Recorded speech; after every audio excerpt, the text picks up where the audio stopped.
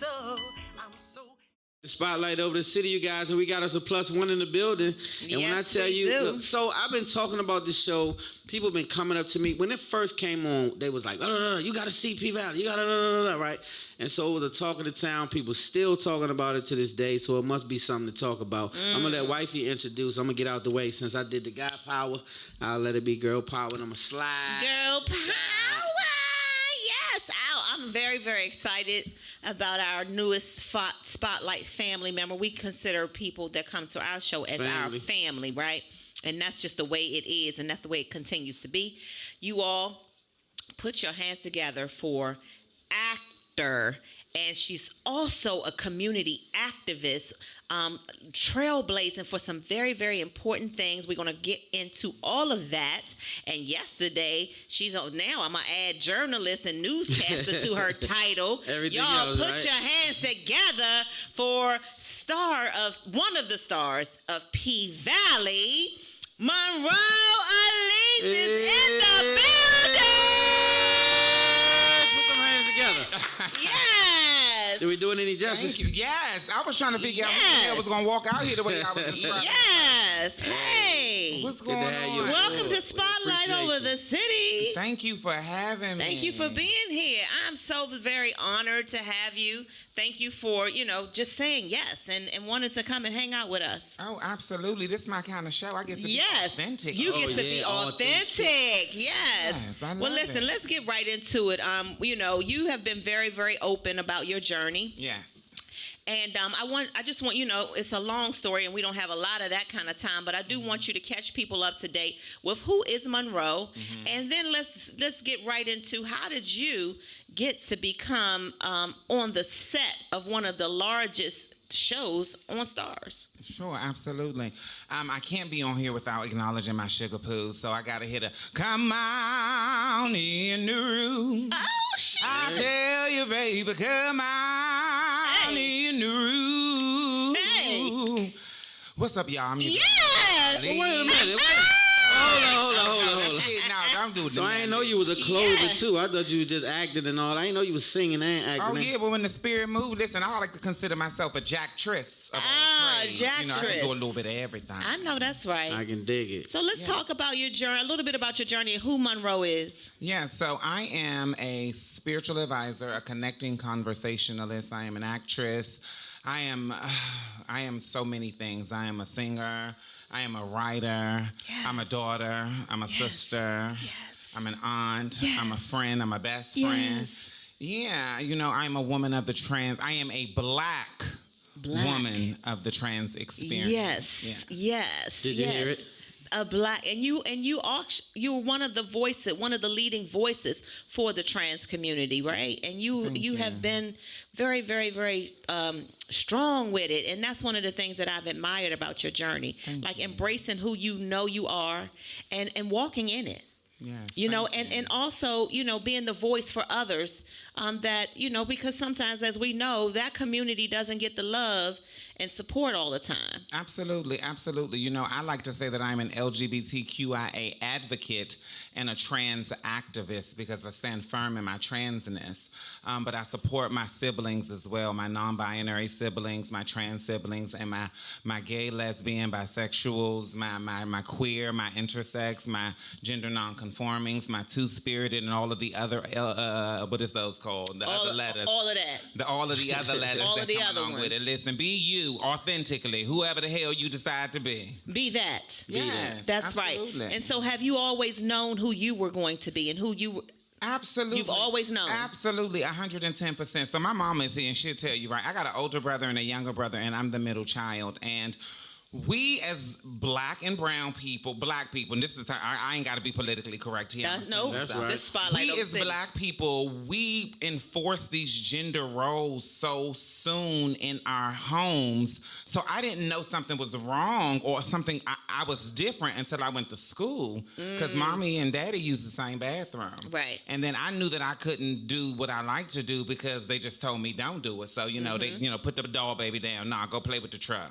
I don't like trucks. Right. Right. And then so when I went to school and I was kicking it with my homegirl, I think Sarah, and we were going to the bathroom and they told me that I don't go in that bathroom, that I go in the bathroom over there.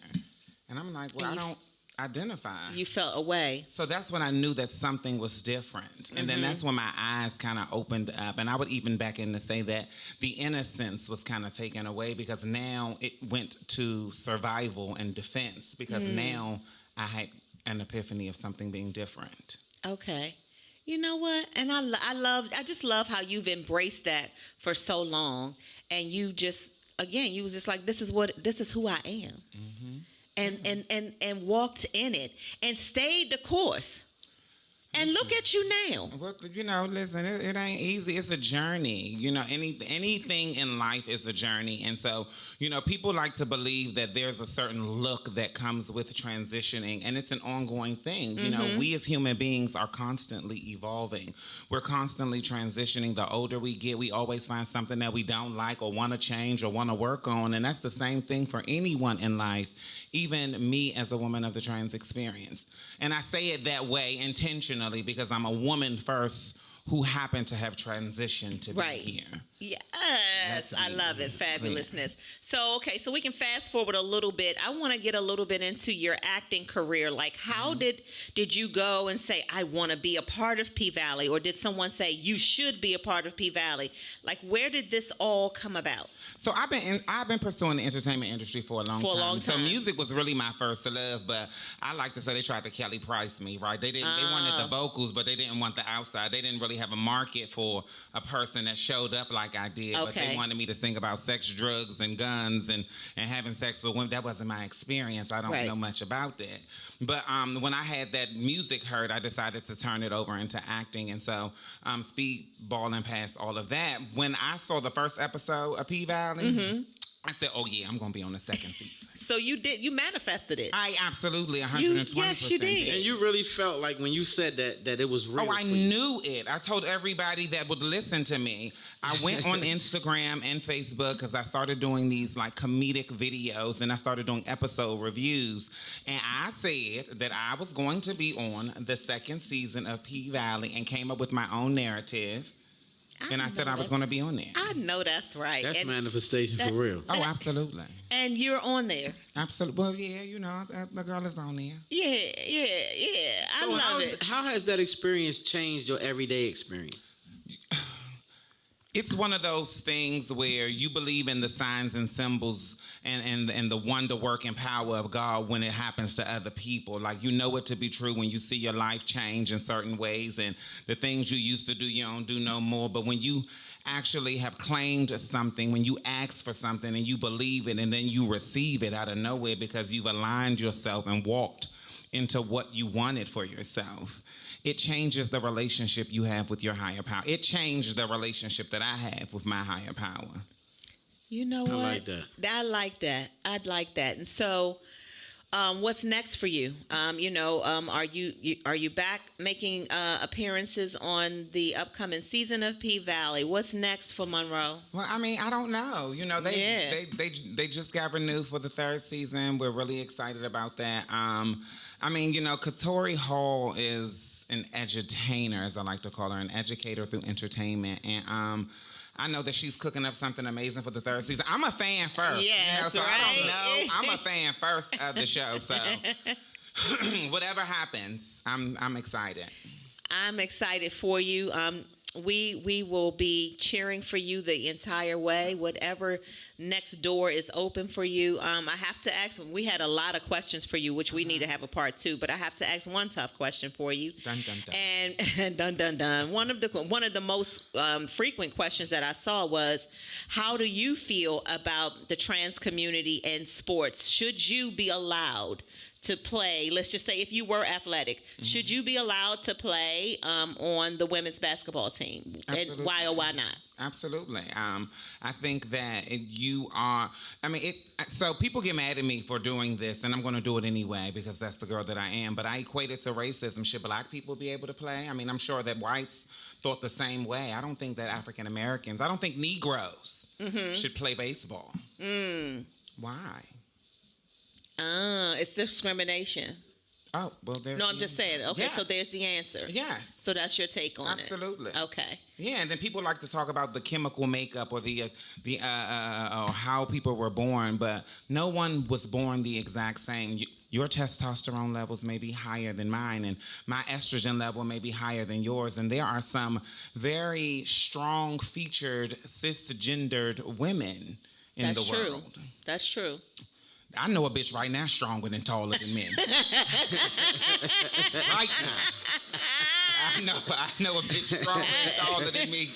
And she came out stronger and taller than me. So she was born a female. Right. She was born female. Okay. Stronger and taller. I mean, look at the WNBA. They ain't all women of the trans experience. That's and true. I know a couple of them big burly bitches that is stronger and taller than me. Well, yes, that's the question that we had to ask you. And is there anything else you want your fans or, our Spotlight family to know about Monroe before we let you go?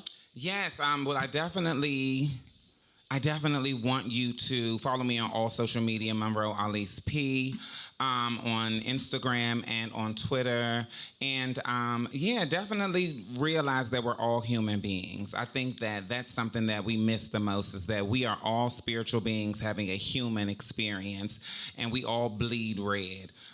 Be kind, treat someone the way that you want to be treated, but the way that they want to be treated. I like that. Yeah. Treat them the way they want to be treated, not the way you want to be treated. Well, Monroe, you are a part of our Spotlight family, so anything you're doing, you have to let us know so that we can be a part of it, okay? Absolutely. All right. Thank you all for when you go up on that stage to get your first award, because it's going to come, I don't know whether it's going to come because of P-Valley or something else. We're going to be right there, so, I'm just putting it out there right now. And I thank you. Thank y'all for having me. Oh, thank you. Thank you so much. Yes.